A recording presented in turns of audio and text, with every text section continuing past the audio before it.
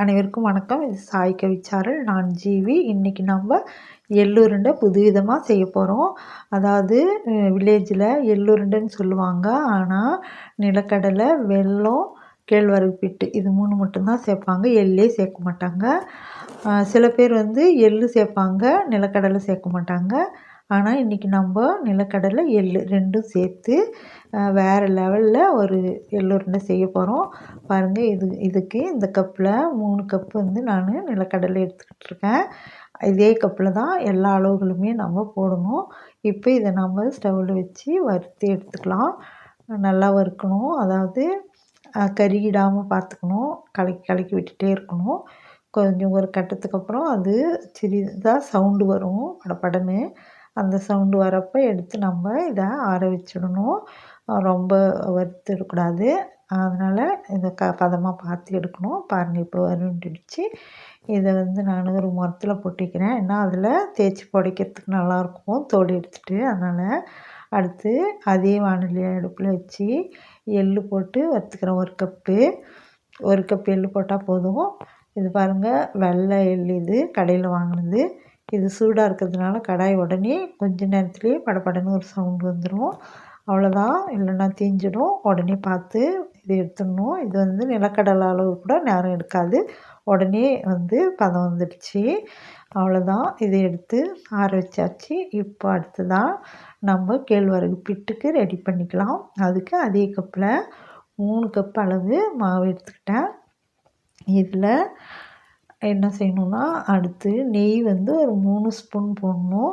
இந்த நெய் எதுக்காக இந்த பிட்டில் சேர்க்குறோம் அப்படின்னா, நெய் இல்லாமல் அப்படியே பிட்டு செஞ்சால் அது நம்ம எள்ளுருண்டை ஒரு வாரம் அப்படி வச்சு சாப்பிடும்போது அதில் குட்டி குட்டியாக அந்த பிட்டுலேருந்து பால் மாதிரி குட்டி குட்டியாக வரும். அது சாப்பிட நல்லா இருக்காது. அதனால் நெய் போட்டு நம்ம கலந்து பிட்டு செஞ்சுட்டா அந்த உருண்டெல்லாம் வராது.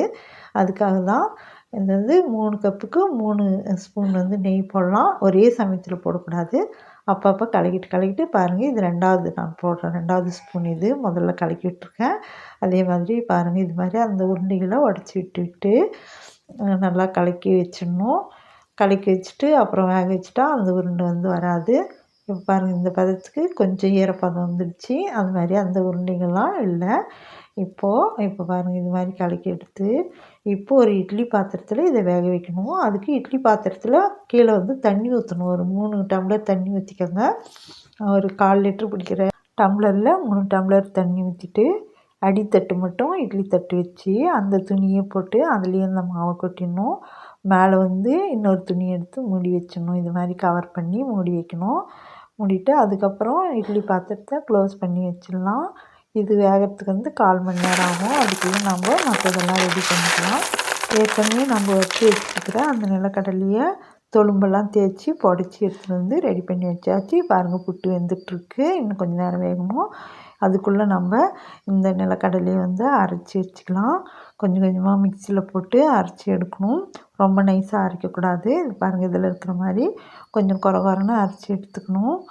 பாருங்கள், கொஞ்சம் ஒன்றும் பாதியான்னு சொல்லுவாங்கள்ல, இந்த பதத்துக்கு அரைச்சி போட்டு வச்சுக்கணும். எல்லாத்தையும் அதே மாதிரி கொஞ்சம் கொஞ்சமாக போட்டு அரைச்சிடணும். அவ்வளோதான், அரைச்சாச்சு. இது லாஸ்ட்டு. இதுக்கு அந்த எள்ளு வச்சுருக்கோம் இல்லையா, அதையும் சேர்த்து ஒன்றா போட்டு அரைச்சின்னு வந்துடணும். அரைச்சி எல்லாத்தையும் ஒன்றா கலக்கி விட்டுடணும். எள்ளுத்தூளும் அந்த நிலக்கடலை தூளும் நல்லா 2 கலக்கிற மாதிரி கலந்து விட்டுடணும். விட்டுட்டு இது அடுத்ததாக நம்ம வெல்லம் ரெடி பண்ணிக்கலாம். அதுக்கு முன்னாடி இது க்ளோஸ் பண்ணி வச்சிடலாம். வச்சுட்டு வெல்லம் உருண்டை எடுத்து பொடி பண்ணிட்டு தான் அளக்கணும். அதனால் அந்த சின்ன உரலில் இருக்கிற அந்த கல் எடுத்து நான் பொடி பண்ணுறேன். இப்போது இது பொடி பண்ணிவிட்டு 3 கப்பு நம்ம இதுக்கு முன்னாடி பயன்படுத்தினா அதே கப்பில் 3 கப்பு எடுத்து வெல்லம் வச்சாச்சு. பாருங்கள், இது 3வது கப்பு. இப்போ ஈக்குவலாக எல்லாமே ரெடி ஆகிடுச்சு. இப்போ புட்டு வெந்துடுச்சு. அதை ஆஃப் பண்ணி விட்டுட்டு எடுத்துடலாம். எடுத்து ஏதாவது ஒரு பாத்திரத்தில் போட்டு இதை ஆற வைக்கணும். அகலமாக இருக்கிற பாத்திரத்தில் போட்டு ஆற வச்சா சீக்கிரமாக ஆறிடும். நான் நிலக்கடலை வறுத்த அதே இதில் போட்டு ஆற வைக்கிறேன், அதே வாணலியில். பாருங்கள், இது புட்டு பதம் பார்க்கறதுக்காக ஒரு 2 கரண்டி எடுத்து போட்டு பார்த்தேன். நல்லா வந்துட்டுருக்கு. அதனால் எடுத்து போட்டு எல்லாத்தையுமே போட்டு ஆற வைக்கணும். ஏன்னா ஆறிட்ட அப்புறம் தான் நம்ம மிக்சியில் போட்டு அரைக்க முடியும். அதனால் நல்லா ஆற விட்டுடுங்க. இப்போது வெல்லம், நிலக்கடலை தூள், பிட்டு 3மே வந்து ஈக்குவலாக ரெடியாக இருக்குது. இது 3ம் சம அளவு போட்டு அரைச்சி எடுக்கணும். அதனால் மிக்ஸி கப்பை எடுத்து வச்சு 3 எந்த கரண்டியில் நம்ம வந்து எடுத்து போடுறோமோ அதே கரண்டியில் ஈக்குவலாக போட்டு அரைச்சி எடுக்கணும். பாருங்கள், நான் இந்த கரண்டி எடுத்து போடுறேன். ஒரு கரண்டி பிட்டு, ஒரு கரண்டி நிலக்கடலை தூள், அப்புறம் ஒரு கரண்டி வெல்லம் எடுத்து போட்டு இப்போ நம்ம அரைக்க போகிறோம். வெல்லம் கொஞ்சம் குறைவா இருந்துச்சு, அதனால் மறுபடியும் கொஞ்சம் போடுறேன். அப்படி தானே இல்லை, கொஞ்சம் முன்ன பின்ன இருந்தாலும் பரவாயில்ல. கடைசியில் நம்ம ஒன்றா கலக்கும்போது எல்லாமே கலங்கிடும். இப்போ பாருங்கள், எல்லாத்தையும் அரைச்சி போட்டாச்சு. இது லாஸ்ட்டு. இதுவும் அரைச்சி போட்டுட்டேன். இப்போ வந்து இது மாதிரி கலக்கி விடணும். அதனால் அரைக்கும்போது முன்ன பின்ன போகுதுன்னெல்லாம் கவலைப்படாதீங்க. நான் எல்லாம் கலந்துட்ட அப்புறம் கடைசியில் நல்லா கலக்கி விடுறப்ப எல்லாமே நல்லா கலந்துக்கும். இப்போ பாருங்கள், முன்ன கொட்டும்போது வந்து உருண்டைக்கு வராத மாதிரி பளபளப்பாக இருந்த மாதிரி தெரிஞ்சுச்சு. ஆனால் இப்போ கொஞ்சம் நேரம் ஆன உடனே உருண்டை பிடிக்கிற பதம் வந்துடுச்சு. ஆனால் கையில் கலந்து விட்டதுனால நிறைய ஒட்டிகிட்டு இருக்குது, பிசு பிசுப்பாக இருக்குது கை. அதனால் கையை வந்து வாஷ் பண்ணிக்கலாம். வாஷ் பண்ணிட்டு வந்தால் உருண்டை பிடிக்கிறதுக்கு நல்லா வரும். பாருங்கள், இப்போ உருண்டை பிடிக்கிறதுக்கு சூப்பராக வருது. பக்கத்தில் ஒரு கிண்ணத்தில் தண்ணி வச்சுக்கணும். அப்பப்போ கையில் ஒட்டும்போது நம்ம அதை கையை கொஞ்சம் கழுவிட்டு பிடிச்சா நல்லா உருண்டை பிடிக்கிறதுக்கு வரும். அதனால் இது மாதிரி தண்ணி பக்கத்தில் வச்சுக்கோங்க. வச்சுட்டு விரல் அப்பப்போ நினச்சிக்கலாம். நினச்சிட்டு வாஷ் பண்ணிவிட்டு பிடிக்கும்போது நல்லா வரும், பிசு பிசுப்பு இல்லாமல் வரும். பாருங்கள், செம்ம அழகாக இருக்குது பார்க்குறதுக்கே உருண்டைங்க. நெய் மணக்க எள்ளுருண்டை ரெடி ஆகிட்டுருக்கு. இப்போது இதில் என்ன சிறப்புன்னா, நிறைய சத்துக்கள் இருக்குது. கேழ்வரகு பிட்டுன்னு பார்த்திங்கன்னா அதில் வந்து கால்சியம் நிறைய இருக்குது. இந்த நிலக்கடலை, எள் இதெல்லாம் வந்து நல்ல கொழுப்பு, நார்ச்சத்து, இன்னும் நிறைய சத்துக்கள்லாம் இருக்குது. அதுக்கப்புறம் வெல்லத்தில் பார்த்திங்கன்னா இரும்பு சத்து இருக்குது. அதனால் இதில் எதுவுமே வந்து வேஸ்ட்டான பொருள் கிடையாது. எல்லாமே வந்து ரொம்ப நல்ல சத்தான ஹெல்த்தி ஃபுட் தான். பாருங்கள், ஒரு 60 உருண்டை கிட்ட வந்துடுச்சு. பார்க்கும்போதே பளபளன்னு எவ்வளோ அழகாக இருக்குது பாருங்கள்.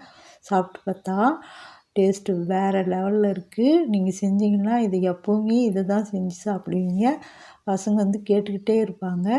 இப்போ வந்து நம்ம ஒரு மூடி போட்ட ஒரு பாத்திரத்தில் வச்சு க்ளோஸ் பண்ணி வச்சுக்கலாம். அதுக்காக எல்லாத்தையும் எடுத்து இதில் அடுக்கிட்டேன். இப்போது இது 10 நாள் வச்சு கூட சாப்பிட்லாம். செம்ம டேஸ்ட்டாக இருக்கும். இந்த எள்ளுருண்டை உங்களுக்கும் பிடிக்கும்னா லைக் பண்ணுங்கள், ஷேர் பண்ணுங்கள், சப்ஸ்கிரைப் பண்ணுங்கள். தேங்க்யூ.